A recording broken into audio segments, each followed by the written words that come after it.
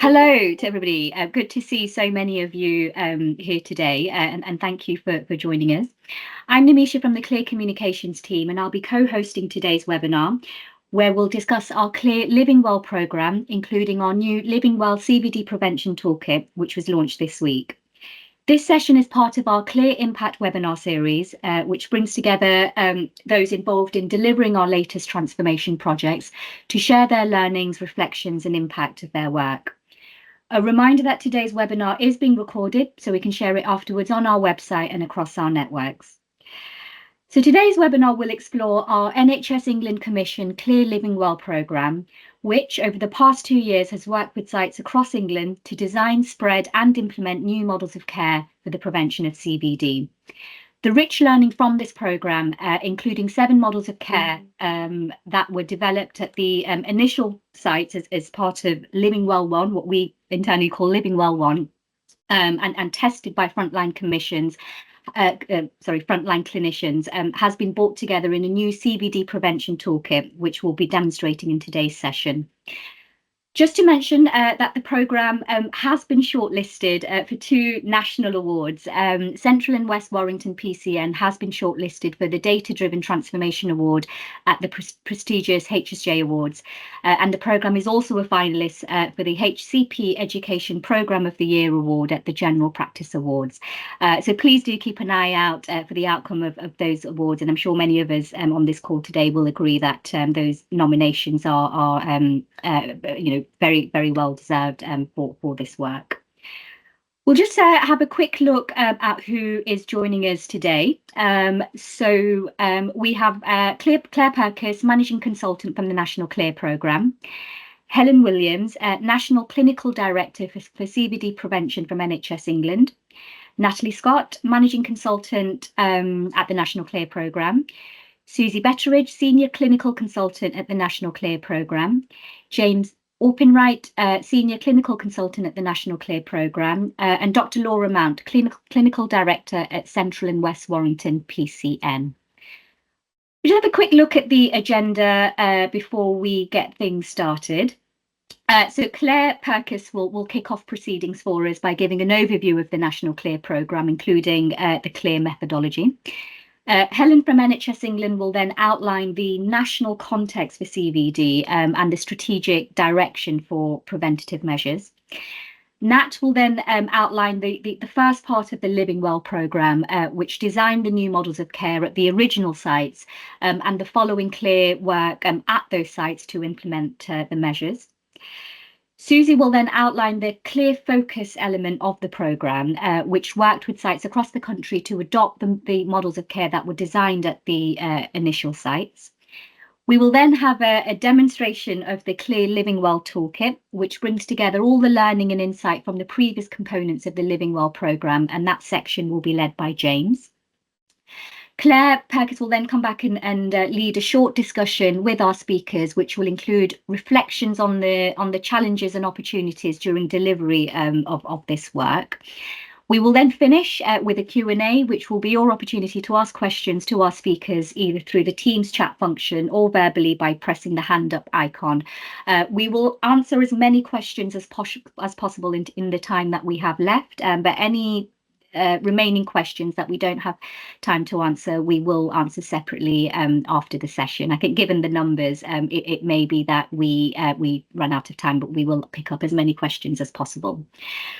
So that's all from me for the moment. I'll now hand over to Claire, who will kick off the session for us. Thank you, Claire. Wonderful, thank you very much. And it's great to see lots of people on the call today. If we could move on to our next slide, please.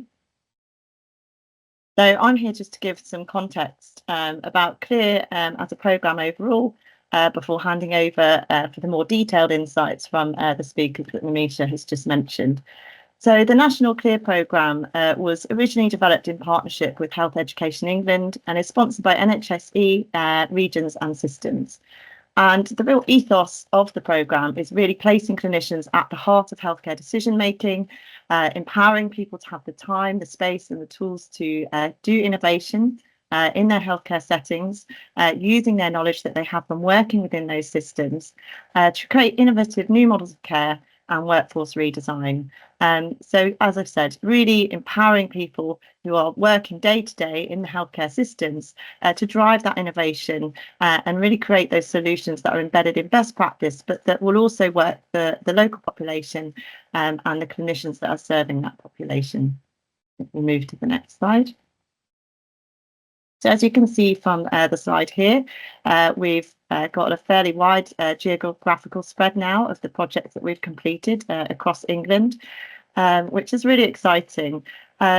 We've also worked across multiple different clinical areas, so from front door services, urgent and emergency care, primary care, ophthalmology, critical care. You know, we've been involved with lots of different projects looking at lots of different elements of patient care, which has been really exciting to see the growth that we've experienced over the past few years. We move to the next slide, please. At the heart of our methodology, regardless of the type of projects that we're doing, there are four key elements that we'll always come back to. And I'll just walk you through those briefly now.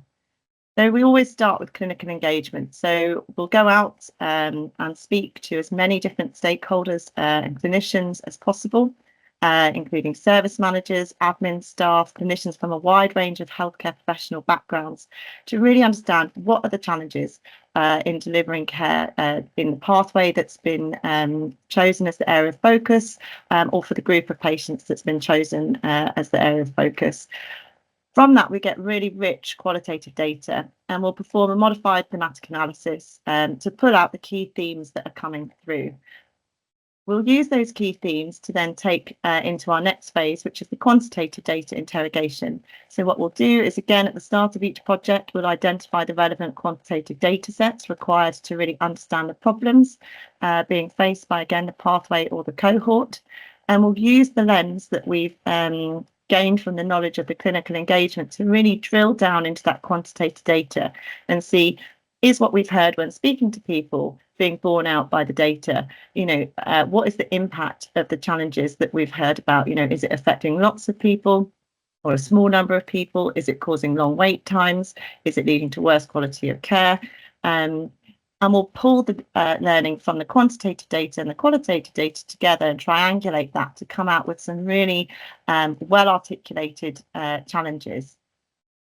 We'll take those challenges into our third phase, which is innovation, which is always the really exciting part, where, again, we can pull on what's known about best practice. So what do we know should be being done for the pathway or these patients? Also, are there any specific nuances that need to be considered for the local population or the service? And we'll create new models of care. We'll map those new models of care in detail, so we'll really understand each step of the pathway of the patient journey, and we'll assign a workforce to that. And again, we'll be thinking as innovatively as possible about who can be doing what, and how can we best utilise the staff that we have available. Are there any gaps that we need? Is there any training needs analysis, and so on? And what we'll come out with at the end of that is a fully costed new model of care with an associated workforce.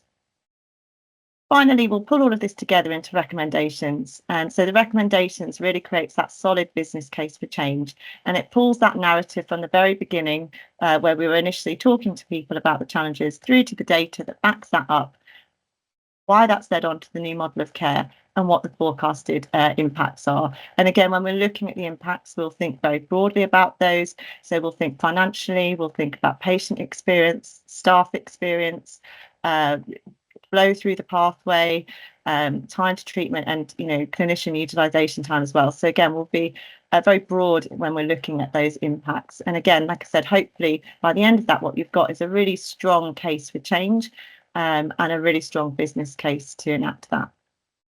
If we move to the next page. So today you're going to hear about all of these offers from CLEAR in more detail. And every service obviously has its own nuance, and will be at different stages of their transformation journey. And what we try and do is tailor our approach to support that. And we'll offer support throughout the transformation journey. So Nimisha touched on the fact that we have a CLEAR Complete and Compact offer. That's very much about going in from scratch, diagnosing the problems, working through all those four phases that I've just talked to, coming out with those new models of care. What we can then do is take this, and you're going to hear about this shortly, into a clear focus approach. Now that means that we've already got these new models of care, and rather than having to start from scratch, what we can do is work with healthcare providers to actually adapt that new model of care to suit the local service, to meet the local workforce demands, and remodel and tweak that to make it appropriate and suitable for other healthcare settings. So again, it's very much about adopting and spreading what is already known to be a good model of care. The benefits of that approach is it takes slightly less time, it requires slightly less clinician time to be released, and hopefully results in slightly more rapid outputs and impacts. And finally, we have our CLEAR implementation support. So again, this often can follow on from our CLEAR Complete and Compact projects. So again, we've got to the point of here's the business case, here's the new model of care, and the implementation very much then looks at the detail of how to deliver this, how to roll it out, and again, taking it forward into that test and review phase. So actually, we've done it. Is it working? Again, do we need to make any tweaks or changes? And then that continual cycle of improvement through PDSAs. Again, they can all be standalone or sometimes can lead on from the other. And again, you're going to hear about that more in the webinar today from our Living Well programme. So I think that's enough from me, and we'll now hand over to Natalie to talk about implementation. Thanks, Claire, but I think it might be Helen who's coming in with the national context. Oh, my apologies. Sorry, hand over to Helen. No worries. Thank you very much. My name's Helen Williams. I'm the National Clinical Director for CVD Prevention. We move to the next slide. My job today effectively is to remind everyone, and I'm sure you don't need reminding, that cardiovascular disease is a national priority, and CVD prevention very core within that. We talk a lot about the management of AF, blood pressure and cholesterol from a medical point of view, and they're emphasised in the long-term plan and also in the operating planning guidance for NHS England. But it's really important that prevention is also underpinned by programmes that support lifestyle and behaviour change.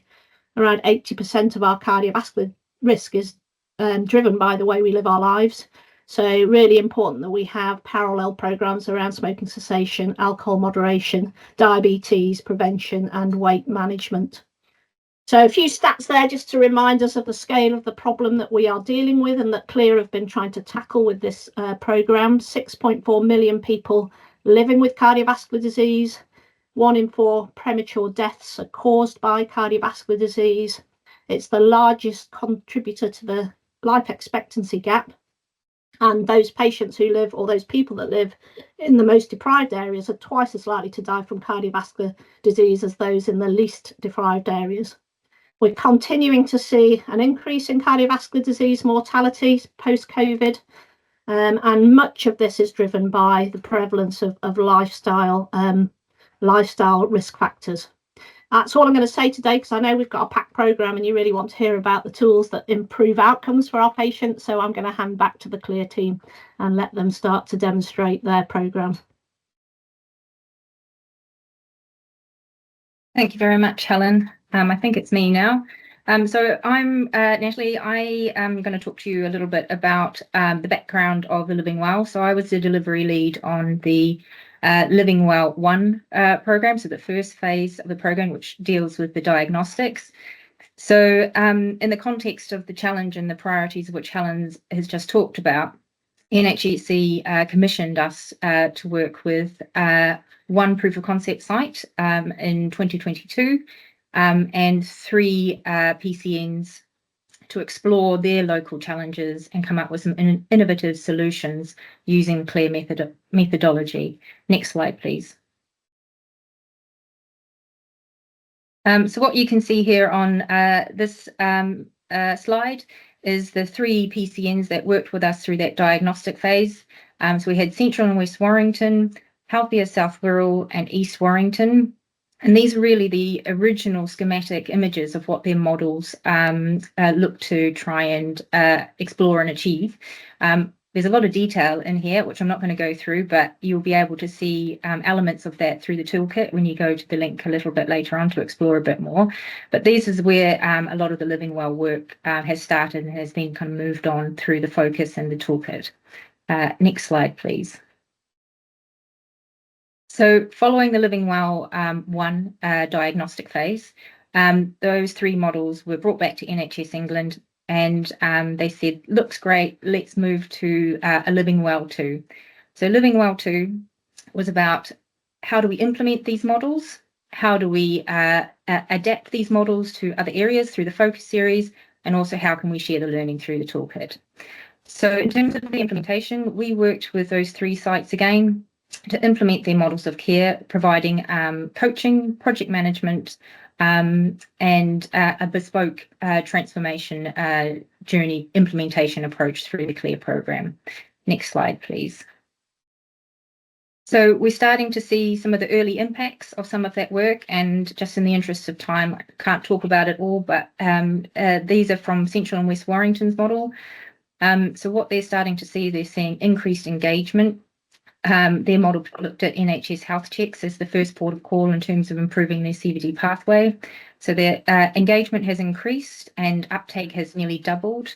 They're starting to see more engagement from those at risk communities.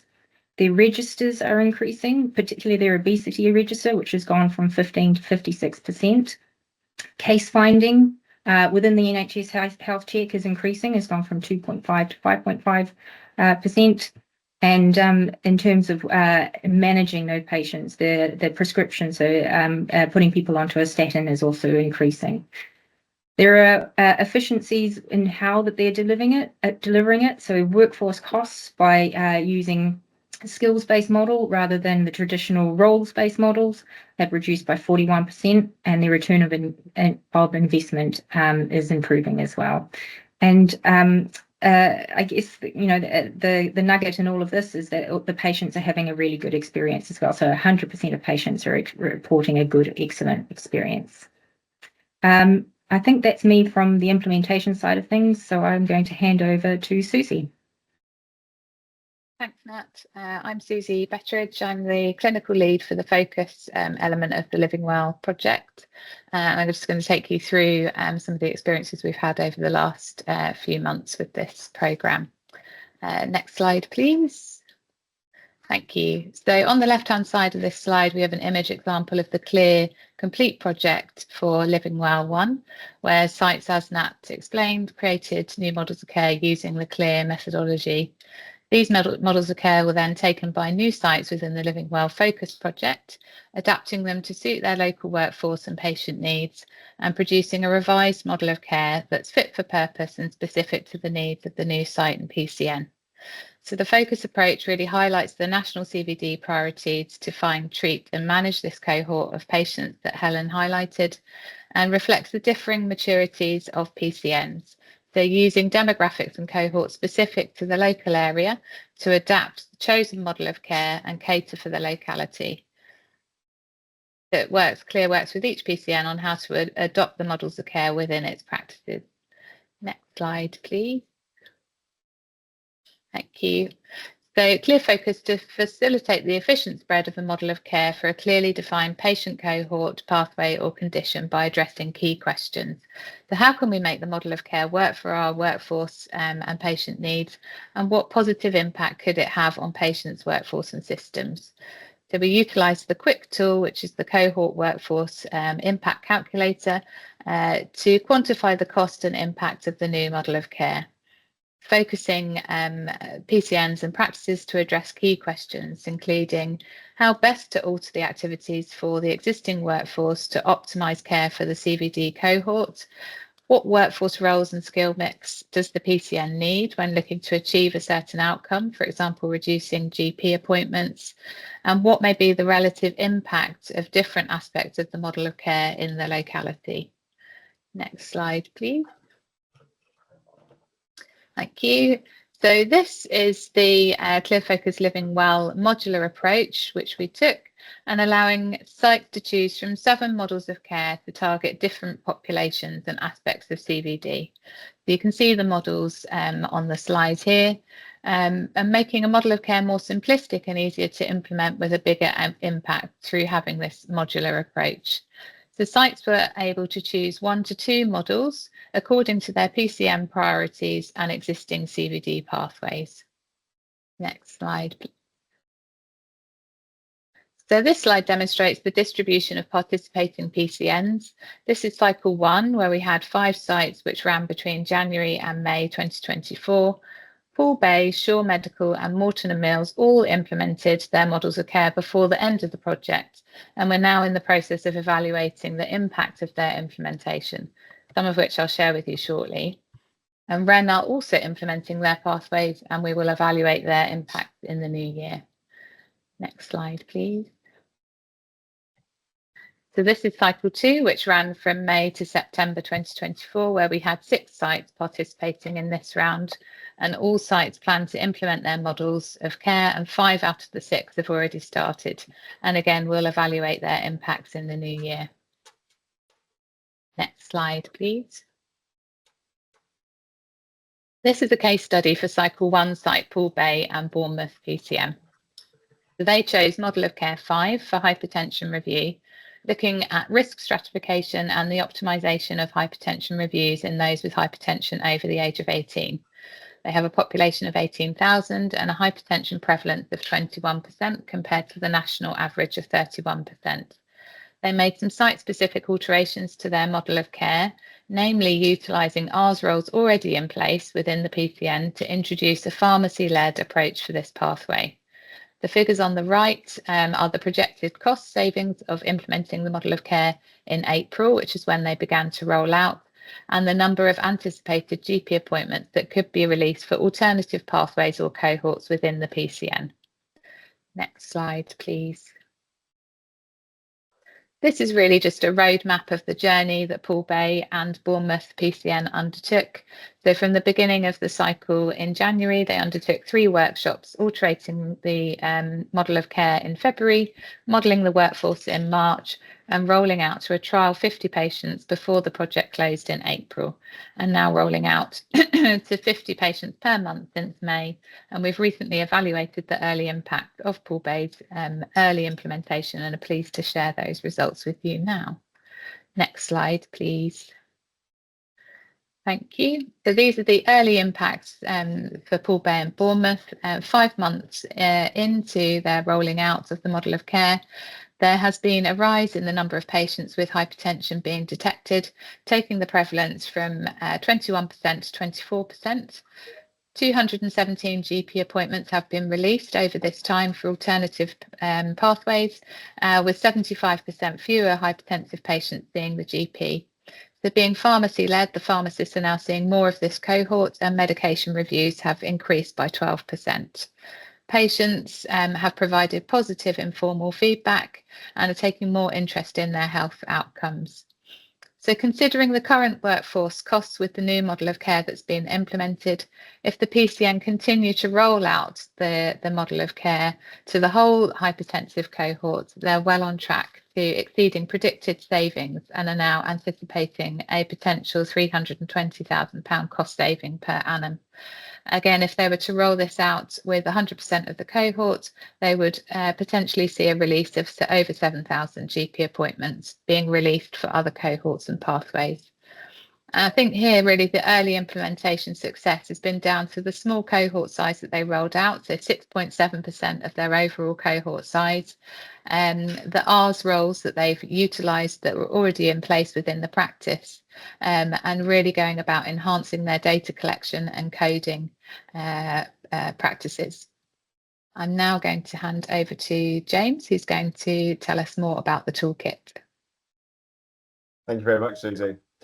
So morning, I'm James Wolf, Senior Clinical Consultant at 33N, and I'm going to talk you through the Living Well toolkit. And I'll talk you through a little bit, before I get to the exciting part of the actual toolkit, a little bit about the how and the why it came about. Next slide, please, Alex. So just a bit of rationale behind why we developed the toolkit. You've heard all about in the last couple of sections from Susie and Nat, the fantastic work that's happened in the Living Well programme so far, the new models of care that have been developed, and the outcomes and the impacts that those are already having on those pilot sites. What we want to do, and what NHS England wanted us to do through the toolkit, was to enable the spread and adoption across the country of those successful models through a practical toolkit that gives you a bit of a step-by-step guide on how to implement those models of care. including both our change methodology and the models of care themselves. And hopefully this toolkit will give you some easy to use resources to improve your CVD prevention pathways. Next slide, please. Just talking through very quickly the process. So started at the beginning of this year with gaining agreement on the scope and the purpose of the toolkit. This was all done in conjunction with our steering committee of CVD experts. And then in following the agreement, we then drafted the initial structure and content of the toolkit. Once we had agreement on that, it was about taking all of the work that was done from Living Well 1 and Living Well 2 and the focus sites in particular, assembling that and adapting that for public consumption and making sure that that would be easily implementable by yourselves. Once all that content was created and put in place, we then had a really robust internal and external peer review to make sure that we produced the best possible product for yourselves. So that went through primary care experts, both internally and externally, the NHSE team, CVD prevention experts, and our own internal learning and design team to make sure that it looked and felt as good as we could get it. We made a few final edits based on that feedback. And here we are today. I think the email went out yesterday, so hopefully most of you will have already received an email with the links in anyway. So we are now at the launch point. Next slide, please. In case you're wondering why you should use this, there's a few of the top reasons to use this. So if you want to have a look at improving your CVD prevention pathways or look at a specific cohort that you know care could be improved for, if you want to look at models of care that could improve your efficiency and productivity gains, we all know that those are the buzzwords at the moment in the NHS. If you want to look at meeting national targets, so for example, public health targets, targets from the long-term plan or QOFs, or if you want to look at how R's roles can be utilised in CVD prevention pathways. In terms of using the toolkit, it's been designed in such a way that it does follow a logical end-to-end process, so you can literally start from the beginning and follow it through. That is more or less the process that the Living Well programme has followed. However, you might find that you want to just pick out and make your own tailored process, so you just pick out the bits that you want, or you might just want to look at the new model of care itself and look at what's been done in other places. You might also not feel ready to do any of this at all yet, but you might just want to look through the resources to see if it inspires you for what you could do in the future when you do feel ready. Next slide, please. So the toolkit is hosted in a couple of different places. It's hosted on the NHS Learning Hub. That's an open access site. It does require a login, but it's open to anyone. It's also hosted on the future NHS CVD prevention site. That is NHS access only, so you must have an NHS email address, but there is also a host of excellent resources from the NHSE CVD prevention team on that site, which may well be worth you looking at. And hopefully now, if technology allows, I'm going to share the toolkit with you. So hopefully you can now see the toolkit itself. I'm not going to go through each page in detail because of time. I will leave you to do that, and you will have the links in the chat shortly, and you should have the links by email as well. So I would really encourage you to, when you've got time, to go through and have a look at this and see how you can use it yourself. So you start with the introduction section. This is just a bit of practical information on how to use the toolkit, a little bit about ourselves at CLEAR, and what the toolkit's about and why you should use it in terms of the national context. Moving on, you've then got the before you get started section.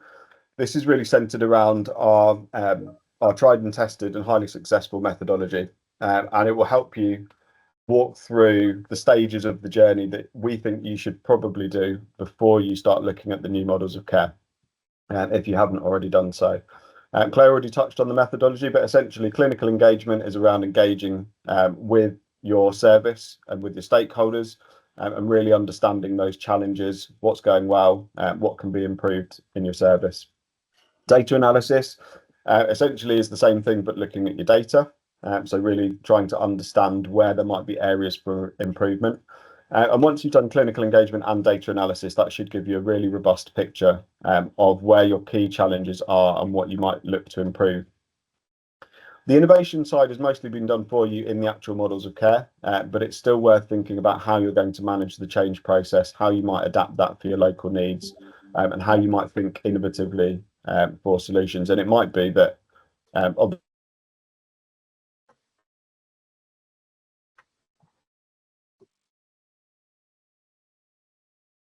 James, I think we may have just lost your sound for a second there, but I think it sounds like you're back, so it's fine now.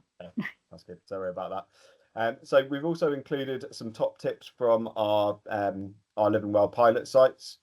So things that they have learned from going through the programme, and we've got some full case studies from them as well.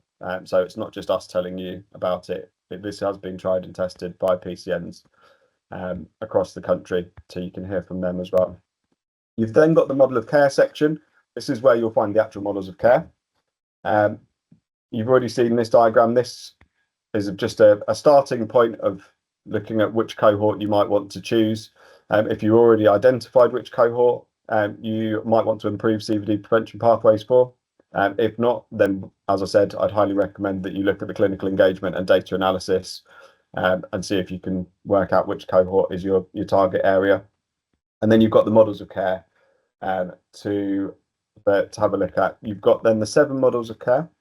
I'll just click on one to show you an example. You've got an overview of what is contained within that model of care. You've then got the pathway that has been designed as part of that model of care. There's all sorts of downloadable and editable resources, and then a few impacts that are tailored for each of those models of care. All of this is, as I said, is downloadable and editable, so that should give you the opportunity to adapt it for yourselves. Finally, you've got the next step section, starting with a few key questions that we think you should probably ask yourself once you've started thinking about which model of care you'd like to implement. And then a few key steps that you'll need to take. Firstly, a basic workforce modelling section, which will talk you through how to calculate the workforce that you need to implement that model of care and to run that model of care. And then finally, in the implementation section, an implementation plan, and again, a whole host of downloadable resources and templates, which hopefully makes your life easier and means that you don't have to start from a blank page. So that is the Living Well toolkit. I'd highly encourage you to go and have a look at it and see how it can potentially improve your CVD prevention models of care and the outcomes for your CVD patients. And please do let us know if you do use it. Please do let us know how you get on. We'd really welcome any feedback, and we'd really welcome hearing from people that have used it and have implemented models of care through this. Thank you very much. And I think I'm now going to hand back to Claire for a short discussion. Thanks, Claire. Lovely. Thanks very much. I'm just checking in our chat. Just actually, James, before you disappear, we can probably cover some of these rather than us typing in the chat. There's been a comment around the cost savings capacity freeing data could be really helpful to support PCNs. Are these part of the toolkit? There are elements of how to calculate cost savings, and I think there are templates and examples in there of cost savings. Yes, lovely, thank you. Unfortunately, we're not sharing the quick tool that was mentioned earlier that we use to create our models of care and impact. It is not a tool that we're able to share currently, but as James has alluded to, we work through some tips and kind of workforce modelling and looking at impact in that toolkit, so that hopefully people can do that work via other methods. I suppose. And how do we get the toolkit, please? Can we provide the link? Yes, we will, absolutely. I think it may have been shared. Did Emma share the link already in the chat? Yes. So if you scroll up into the chat, then Emma at 10:28 has shared the link on NHS Learning Hub and also available through future NHS CVD prevention sites. So it's publicly available. We can reshare the link. There was also a request about slides. Slides will also be shared at the end of this, so that's no problem. Lovely. Emma's just reposted the link there for people that are interested. Lovely. Thank you very much to all of our speakers. So what we're going to do now is just have some reflections and some thoughts from people that have been part of this programme. So I'm hoping that we have some of our people that participate in the programme on the call to direct some of these questions to, so you can hear it straight from the horse's mouth.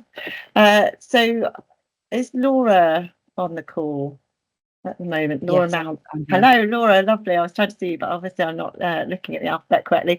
Laura, I was wondering if you would be happy to share. So Laura was part of our Living Well 1 programme, so the CLEAR Complete programme doing diagnostics, but has also been more recently involved in the implementation programme.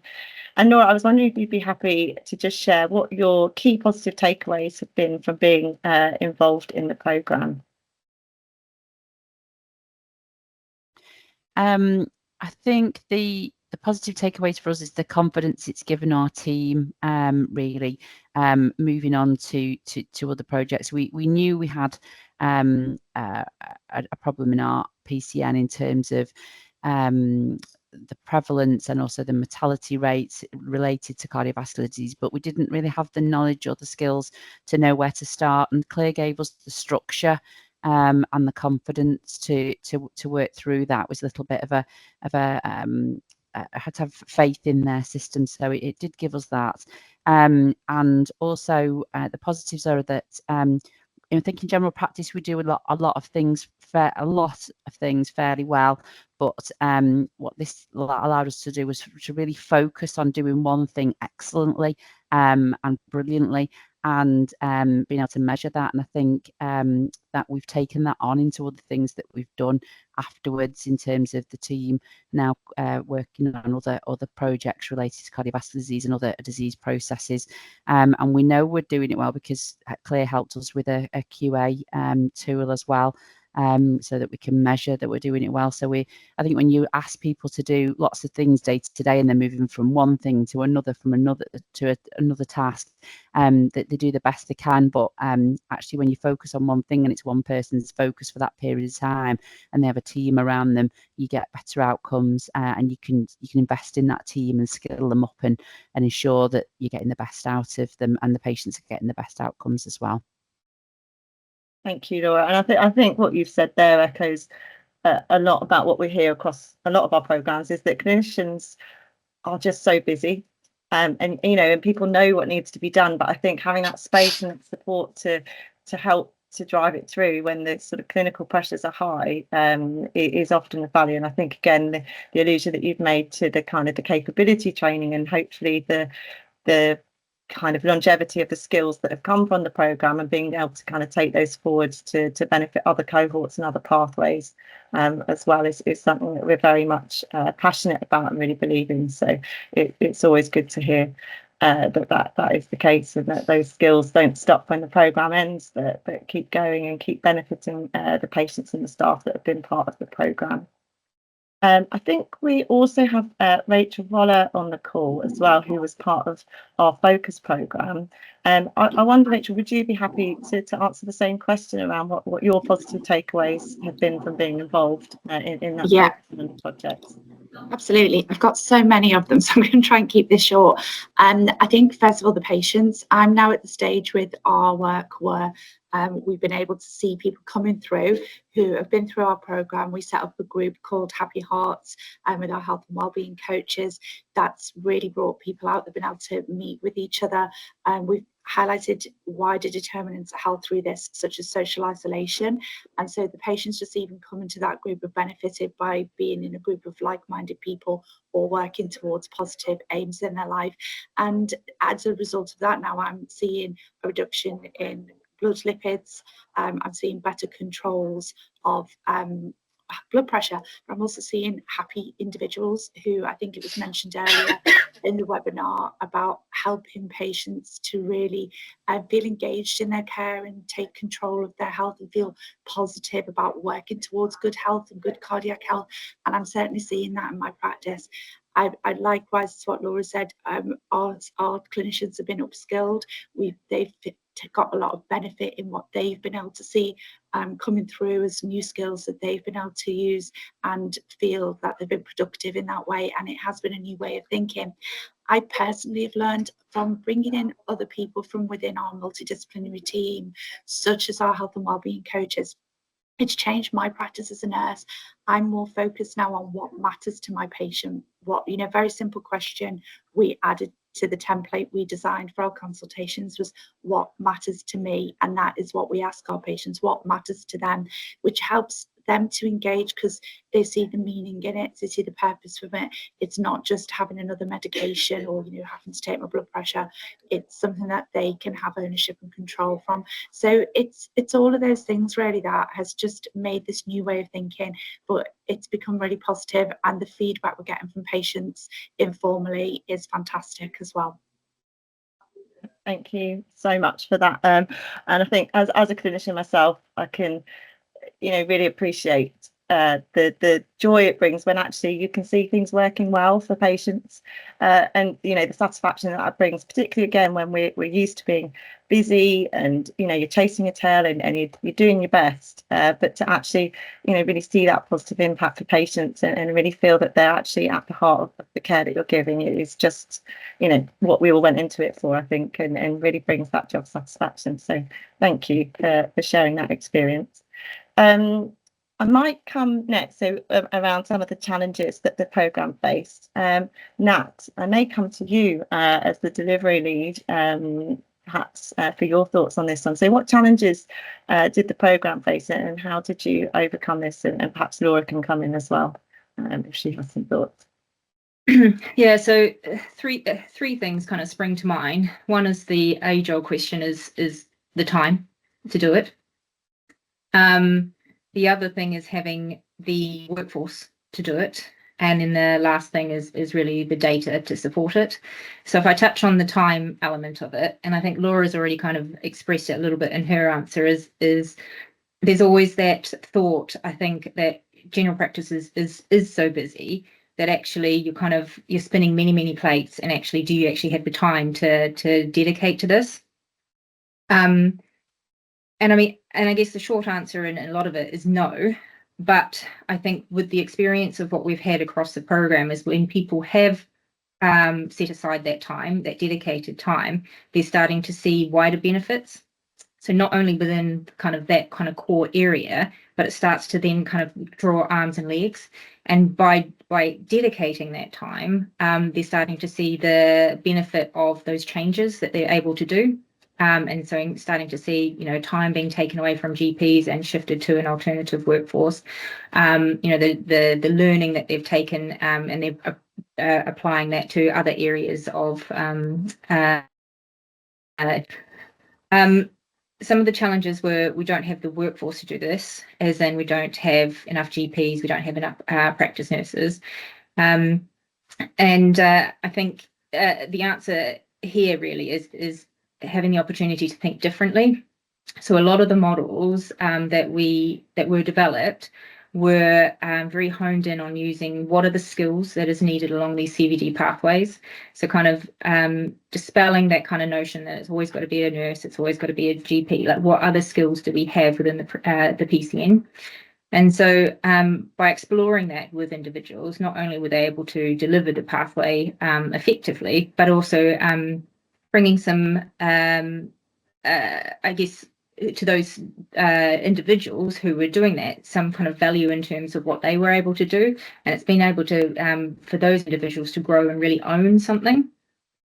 And then the last thing is the data, is we even saw it in the original Living Well program, was around the quality of data.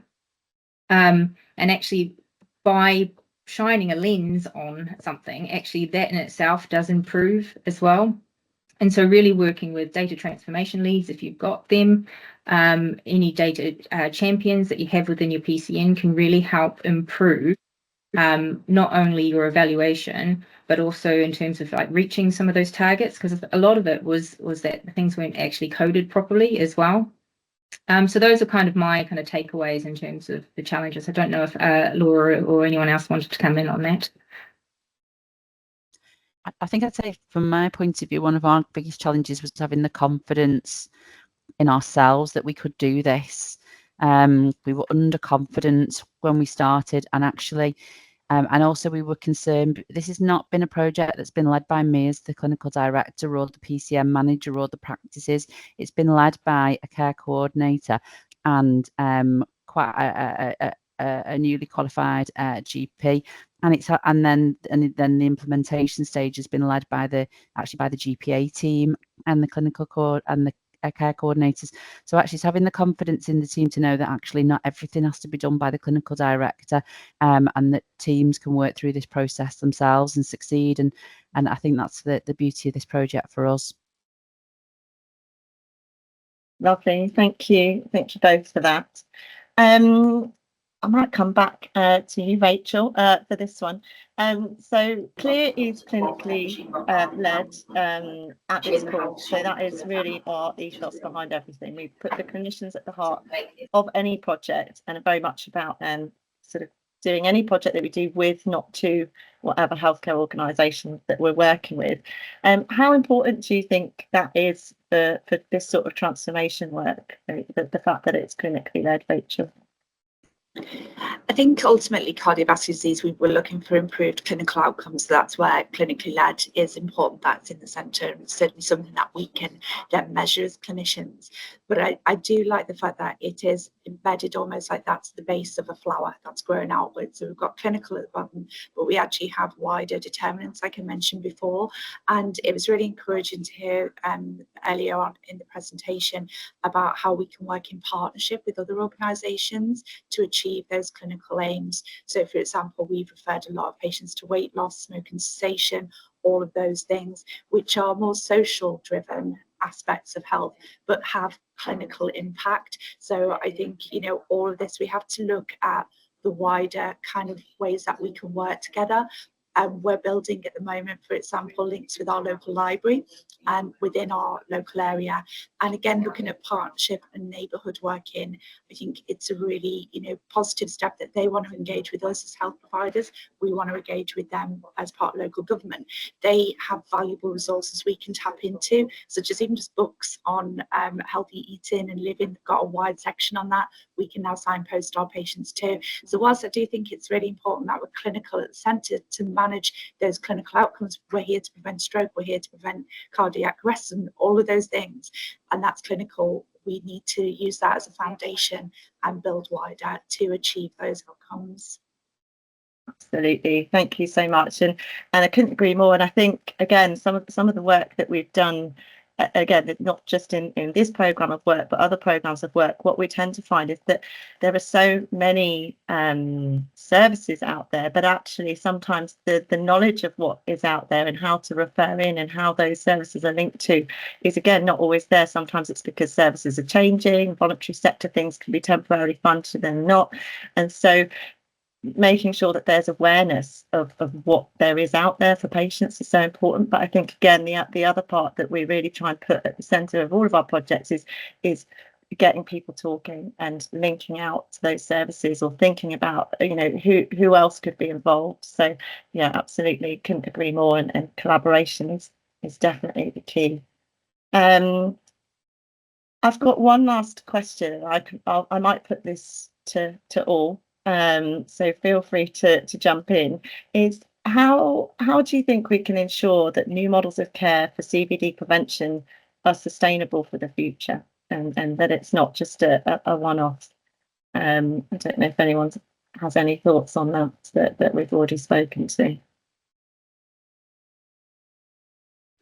Happy to come back in again if people don't mind. Lovely. Yeah, thank you. Yeah.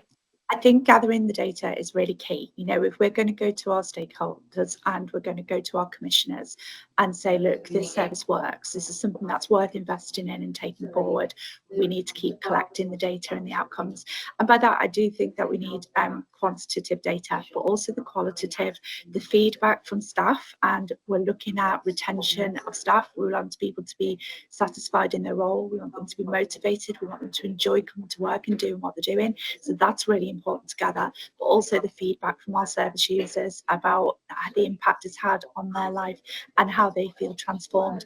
I can give a small example. I have one lady who came to our Healthy Hearts project. When she went on to the Happy Hearts class, she got a local gym membership for cheap, but she also was able to then tell her sister, come with me, and her sister, as a result, is improving her health, has lost weight. The most important thing to those two is they said they're spending time together, which has improved their relationship as a family.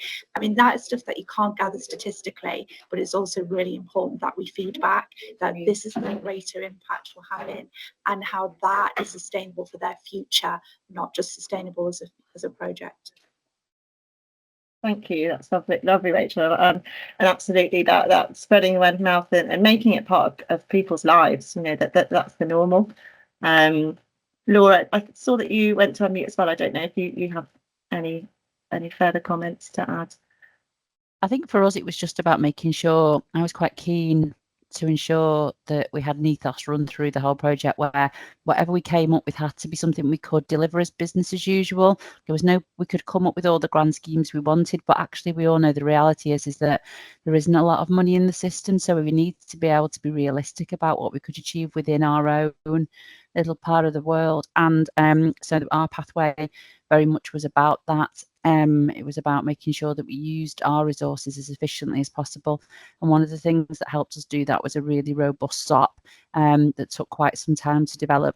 But it meant that all 6 practices, now 7, agreed on it. They were on board with it. They knew they could trust it, that staff could only work within the remit of the standard operating procedure. And that for us has been the key thing, because that's what's given the practices the trust in the process and in the programme. And I've just seen that there's a question about prescribing. The prescribing for our project is the majority is done by our pharmacy team now, and the pressure has been taken off the nurses and the doctors within the PCN, and it's delivered within the R's team. Thank you, Laura. And yeah, absolutely, having that governance and clear SOPs in place again, so everybody knows what's what. And again, it stops it becoming a key person risk that if somebody leaves, that actually again a model is still sustainable, because people clearly know exactly what needs to be done and by who. There has been a question in the chat as well. Sorry to put you both on the spot, around are you able to reflect any more on how adopting the new models of care may have impacted on health inequalities? So again, I think that's probably to Rachel and Laura. Do either of you have any reflections on that? At the moment, we're still 6 months in, and one of the things I will say is that when we've reached out to patients to come in as part of our project, we probably have so far gathered most of the low-lying fruit who are more likely to engage. We are now working on ways to reach out to people who have not been engaging, but what it's helped us to do is identify those people really by having a structured approach. So we are keen to tackle those health inequalities. We have picked up, for example, a lot of people who maybe haven't engaged before because of mental health.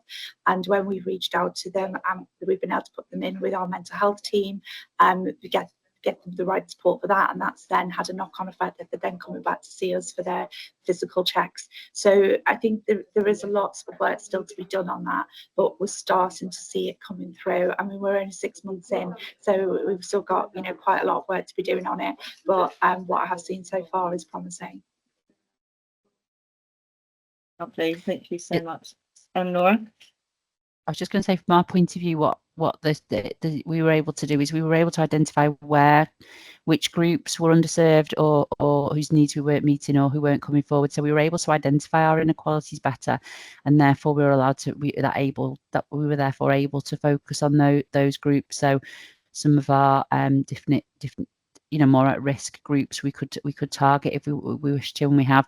It's also given us the confidence to work with other partners like Public Health more, and they've taught us more about how we identify certain elements related to deprivation, which we were never able to do through our own systems or through work previously. So I think we've become much more skilled at being able to identify those patients, and we've helped them with some of their programs in terms of being able to groups they've been trying to reach but couldn't because they didn't have the data. We've been able to support them with trying to target those groups. So a more joined up system approach has been used in our area. Brilliant, thank you, Laura. And absolutely, it's that step one, isn't it? Half of the time it's actually identifying who those patients are, and then again linking into that collaboration.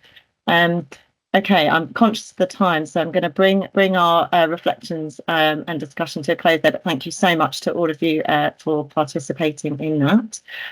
If we move across to our next slide, and the chat's been really busy too, which is excellent. Well, questions. So we're moving to Q&A. We've had quite a lot in the chat. We've got 3 minutes for any last minute questions. Please do raise a hand or pop something in the chat. Yes, Albert.